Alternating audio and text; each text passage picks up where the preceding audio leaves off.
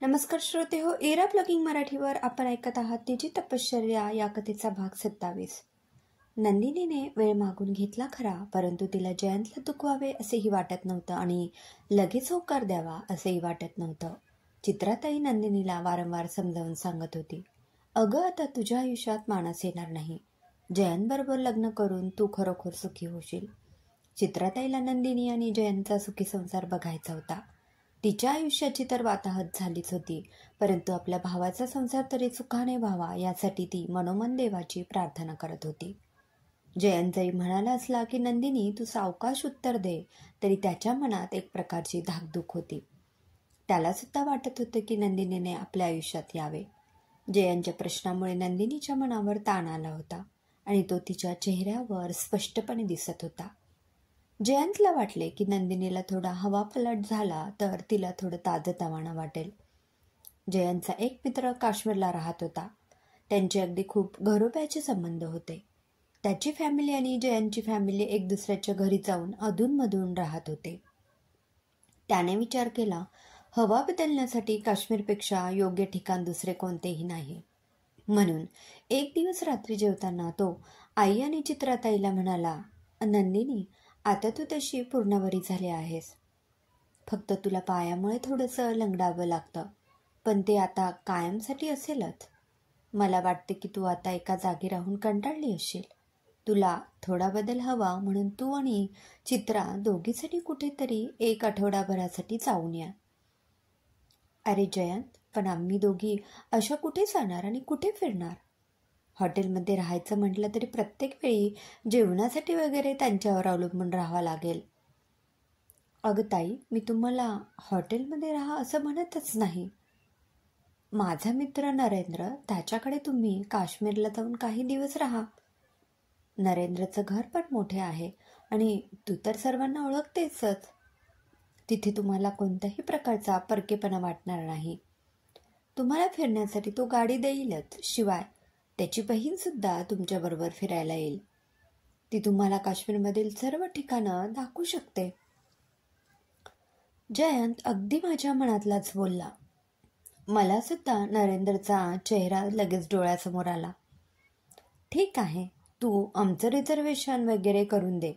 मी आणि नंदिनी दोघी जाऊन येऊ. नंदिनी आणि चित्राताई दोघी फ्लाईटने काश्मीरला आल्या. श्रीनगर एअरपोर्टवर त्यांना घ्यायला नरेंद्र गाडी घेऊन आला होता. चित्राताईला बघून नरेंद्रला खूपच आनंद झाला. नरेंद्रला नंदिनीची कहाणी कळली होती, त्यामुळे त्याने लगेचच ओळखलं की ही नंदिनी आहे. नंदिनीजी, तुमचं स्वागत आहे. तुम्ही इथे अगदी आपलं घर समजूनच राहायचं. अजिबात परकेपणा मानायचा नाही. जशी माझ्यासाठी पूनम आहे तशाच तुम्ही सुद्धा माझ्यासाठी आहात. नरेंद्रच्या बहिणीचे नाव पूनम होतं.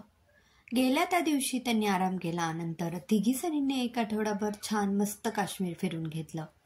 जयंत म्हणाला त्याप्रमाणे नंदिनीला खरोखरच खूप ताजंतवानं वाटलं.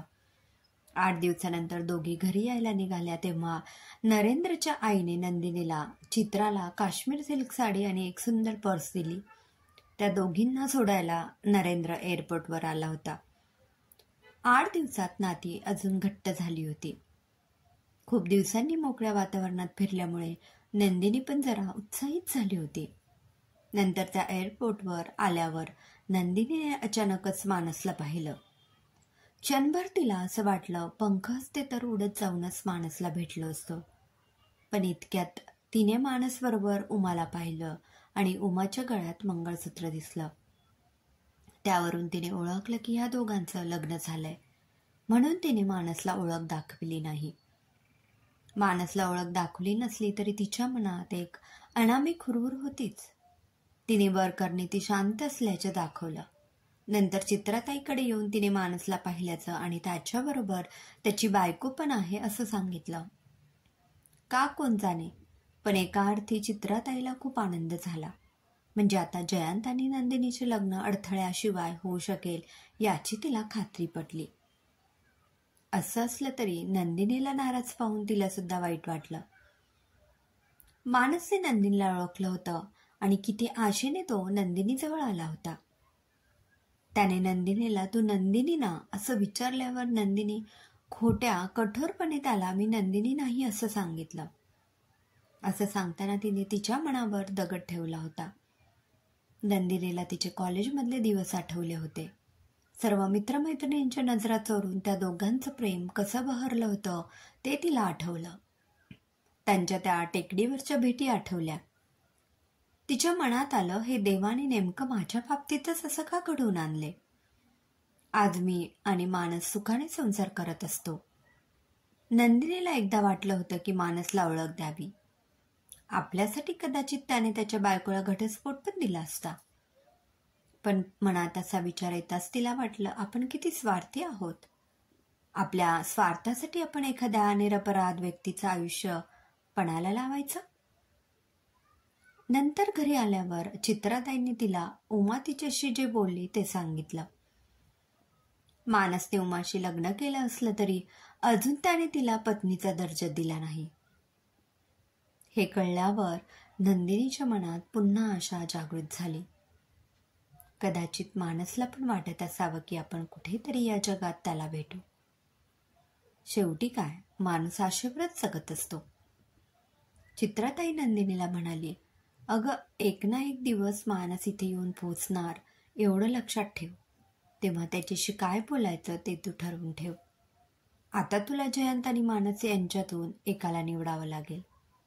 पूर्ण विचार करून तू निर्णय घेशील याची मला खात्री आहे.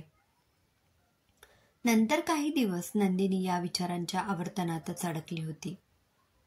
ती कधी जयंतला आपला जोडीदार म्हणून पाहत होती, तर कधी ती मानसला पुन्हा आपल्या आयुष्यात जोडीदार म्हणून बघण्याची स्वप्न बघत होती. तिची परिस्थिती कात्रीत सापडल्यासारखी झाली होती. जयंत की मानस? नंदिनी आता काय निर्णय घेईल पाहूया पुढील भागात. लेखिका सीमा गंगाधरे. श्रोते हो, कसा वाटला कथेचा हा भाग कमेंटमध्ये नक्की कळवा.